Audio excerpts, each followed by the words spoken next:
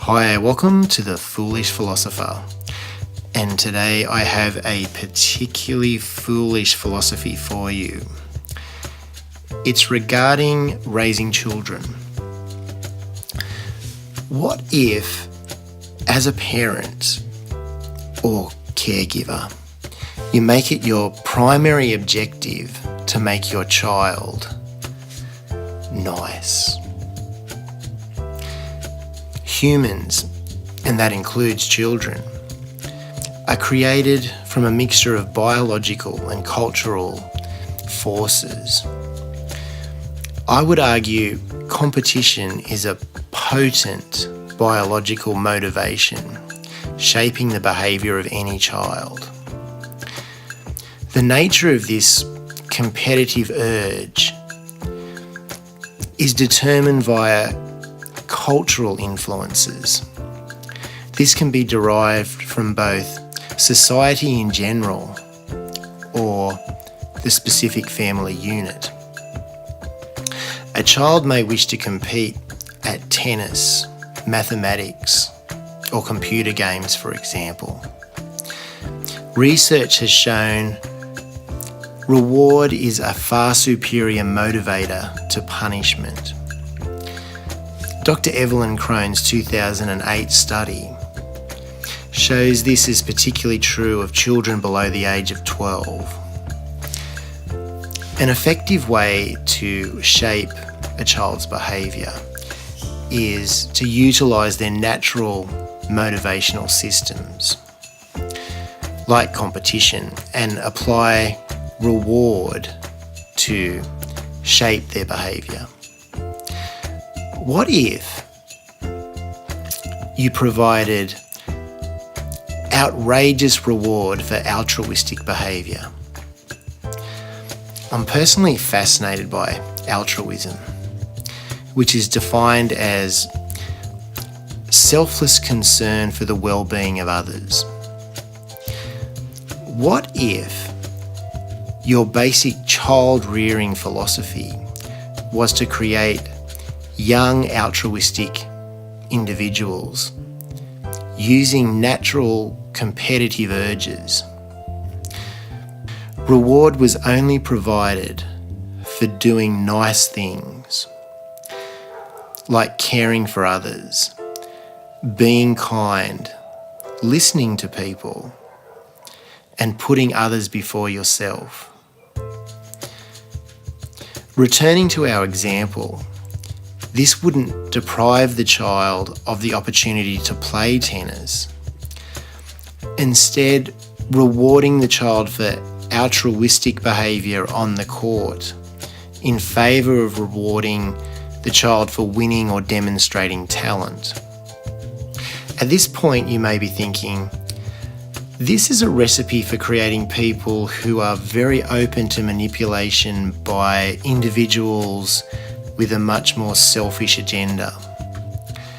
Here is an example of why I beg to differ. I know an individual. I'm going to change his name to Ronald. My wife and I always say, Ronald is the nicest guy you would be ever likely to meet.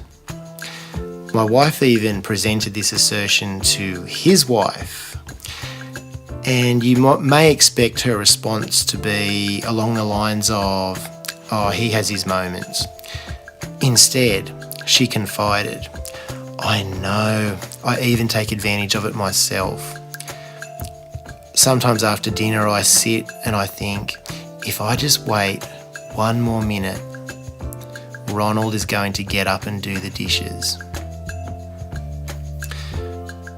The truth is, she is also a wonderful human being with a similar philosophy and altruistic nature. Is it a coincidence that Ronald was successful in attracting such a wonderful lifelong partner? I would say not.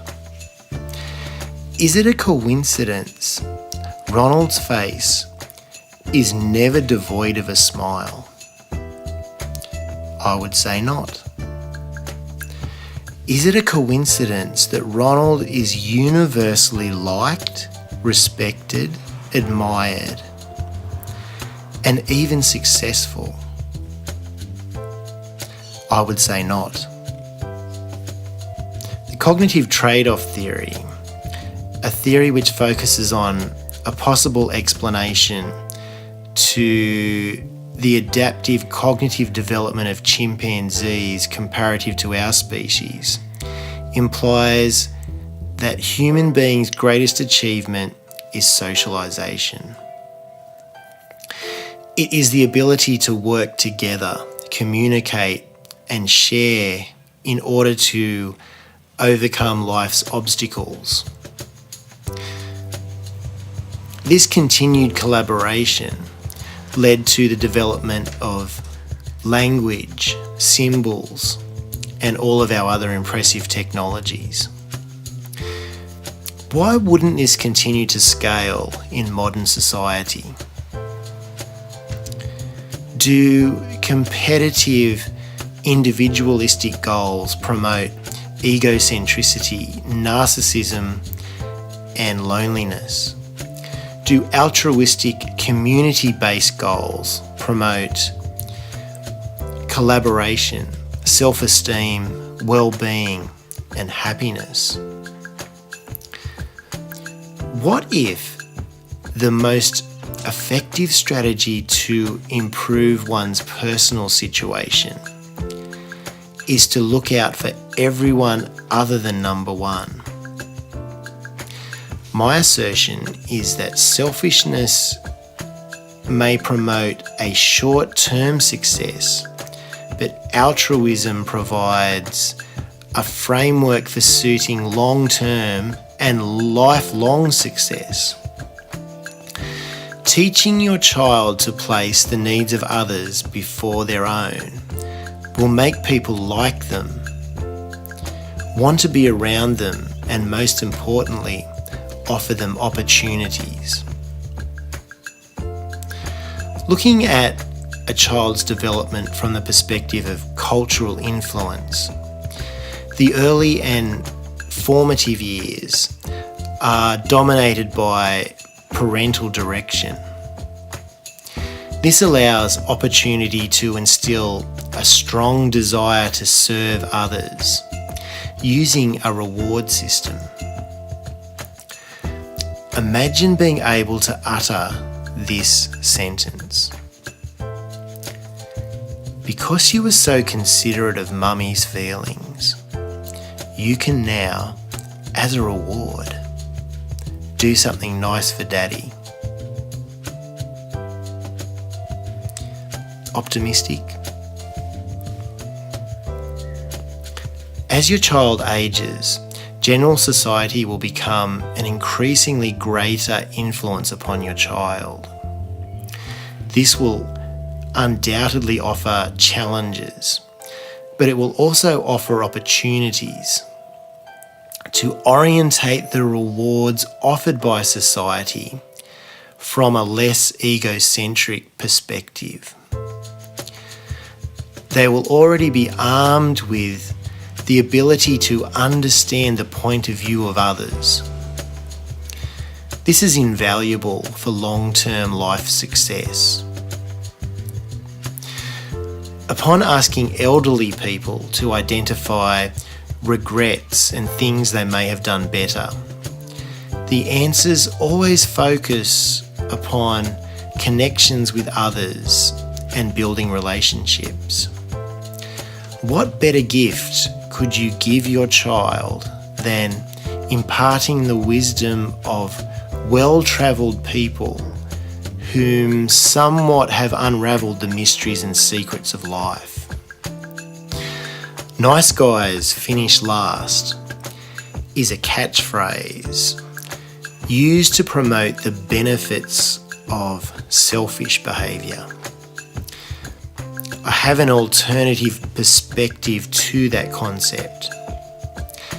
Research studies, including Michael J. Poulin's 5-year multi-institutional study, demonstrates Giving an unselfish behaviour not only helps others, but provides a positive health benefit by reducing stress and even prolonging the lives of the altruistic.